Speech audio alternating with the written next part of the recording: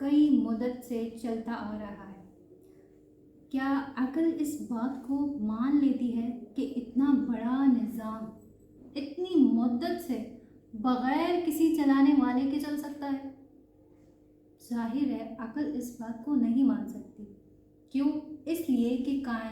یہ کائنات خود کائنات کا خود یہ نظام کہ دن رات،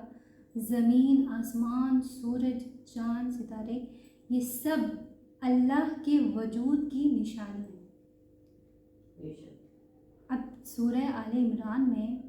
آیات نمبر 190 میں اللہ ارشاد فرماتا ہے کہ بے شک ہم نے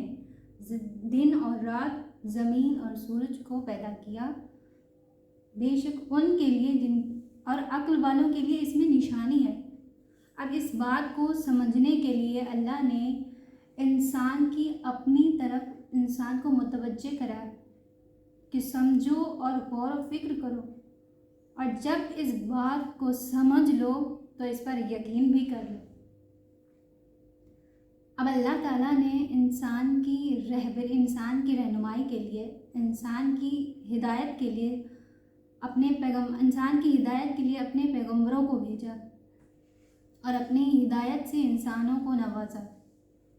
ان پیغمبروں میں سے ایک حضرت سلیمان علیہ السلام ہے، جن کی عظمت اور بزرگی کے بارے میں اور وسیع مکانات کے بارے میں اللہ تعالیٰ قرآن مجید میں یوں فرماتا ہے کہ بے شک ہم نے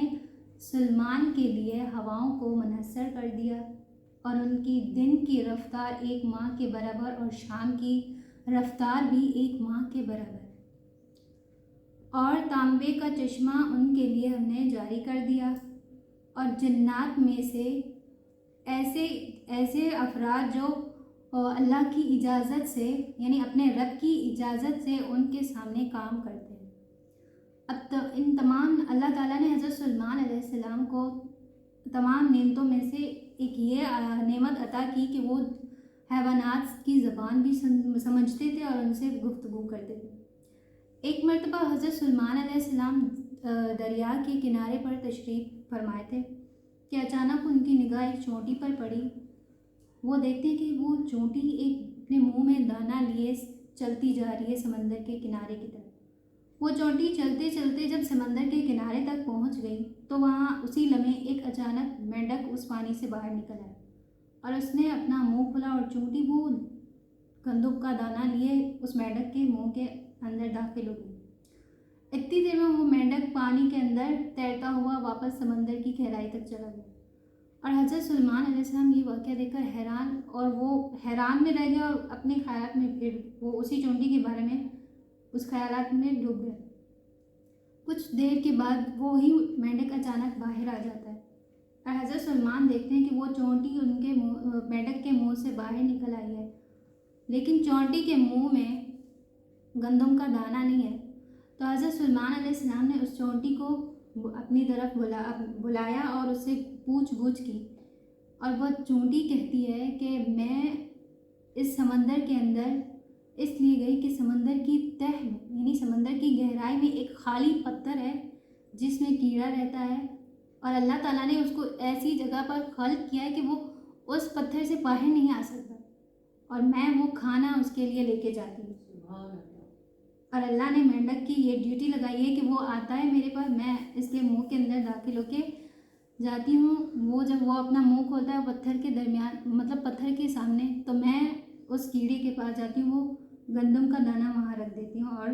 واپس اس کے منہ میں آتی ہوں، اور یہ مینڈک مجھے واپس اپنی جگہ پر پہنچا دیتا ہے۔ تو حضرت سلیمان علیہ السلام چونٹی سے سوال کرتے ہیں کہ کیا تم نے جب اس کو کھانا دینے جاتی ہو تو کیا تم نے کبھی اس سے گفتگو کی یا کوئی گفتگو اس سے سنی ہو؟ تو چونٹی کہتی ہے ہاں میں نے سنا ہے کہ وہ یہی کہتے ہیں کہ اے وہ ذات مجھے اپنا رزق پہنچانے کے لیے سمندر کی گہرائی اور پتھر کے اندر مجھے اپنا رزق نہیں بلایا، تو اپنے مومنین بندوں پر بھی اپنی رحمت نہ بھلا۔ یہاں پر حضرت علی علیہ السلام کا ایک قول ہے کہ انسانوں کا ایک ہی خدا ہے نا، لیکن انسانوں کا ایک ہی خدا ہے، اللہ کی اتنی بڑی مخلوق ہے، لیکن انسان پھر بھی ایک خدا کو بھول جاتا ہے، لیکن وہ ذات کسی کو بھی ایک کیڑے تک کو نہیں بھولتی۔ کیا ہی ذات ہے وہ، سبحان اللہ والحمد۔